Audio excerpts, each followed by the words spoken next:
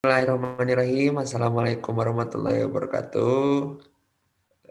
Kami dari kelompok 2 akan menjelaskan tentang hubungan sivik dengan ilmu politik. Kami di sini beranggotakan 6 orang, di antaranya ada Saudara Anas Fajri, ada Dina Sulistiana, ada Deina Rasifrini, ada Muhammad Haman, saya sendiri Rama Rinaldi sebagai moderator, dan juga yang terakhir ada Fran Harrison. Langsung saja untuk materi dan slide pertama, yaitu hubungan sivik dan ilmu politik, akan disampaikan langsung oleh Saudara Anas Fajri. Silahkan. Ya, slide yang pertama ada hubungan sivik dengan ilmu politik.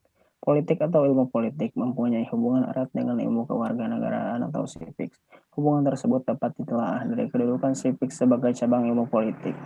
Definisi sivik yang dikemukakan oleh Carter Van Good sebagai berikut: The element of political science or that branch of political science dealing with right and that is of citizen.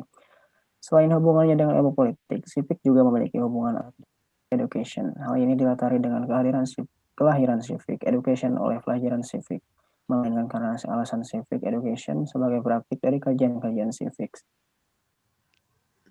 Oke, Dinda, silakan untuk materi selanjutnya. Ilmu politik dapat diartikan sebagai ilmu negara yang di dalamnya membahas atau mengkaji tentang hubungan sesama individu warga negara yang diatur oleh hukum, hubungan negara dengan negara. Sedangkan Lippmann mengemukakan pengertian ilmu politik adalah ilmu negara yang di dalamnya berkalian dengan hubungan antara individu dengan individu satu sama lainnya yang diatur oleh negara, dengan undang-undang serta hubungan antara individu dengan kelompok orang dengan negara. Oke, selanjutnya Deina yang akan menjelaskan.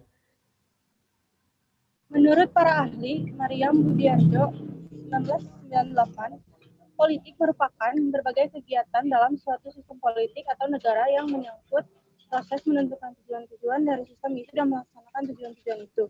Fajar F. menjelaskan bahwa ilmu politik mempelajari tujuan negara dan lembaga-lembaga yang melaksanakan tujuan-tujuan hubungan antar negara dengan warga negaranya serta dengan negara-negara lain. Selanjutnya Muhammad Aman yang akan menjelaskan, silahkan. Menurut J. Behrens, politik adalah ilmu yang mempelajari kehidupan negara, yang merupakan bagian dari kehidupan masyarakat. Ilmu politik mempelajari negara-negara itu, melakukan tugas-tugasnya. Adapun aspek-aspek kajian dari ilmu politik, yang pertama, negara, states, kekuasaan, power, pengambilan keputusan, decision making, kebijaksanaan politik, dan pembagian dan alokasi, distribution and allocation.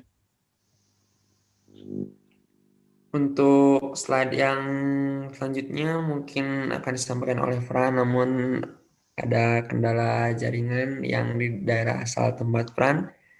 Mungkin nanti akan disisipkan video di bawah penjelasan dari Fran tersendiri. Untuk itu harap untuk dimaklumi.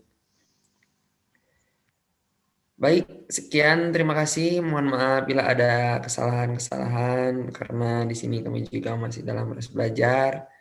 Semoga PowerPoint ini, penjelasan ini tentang mengenai hubungan sivik dengan ilmu politik bisa menambah pengetahuan Anda sekalian. Mohon maaf salah-salah katanya.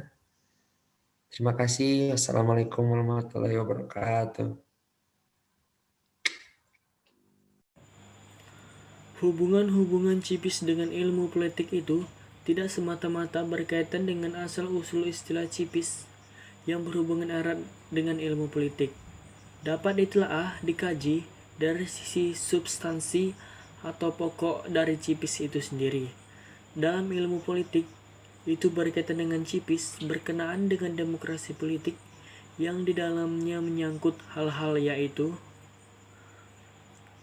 konteks ide demokrasi, konstitusi negara, input sistem politik, partai politik, pemilihan umum, partai politik dan pengembangan keputusan, presiden sebagai kepala negara, lembaga yudikatif, input dari sistem demokrasi politik, kesejahteraan umum dan pertahanan negara, dan perubahan sosial dan perkembangan demokrasi.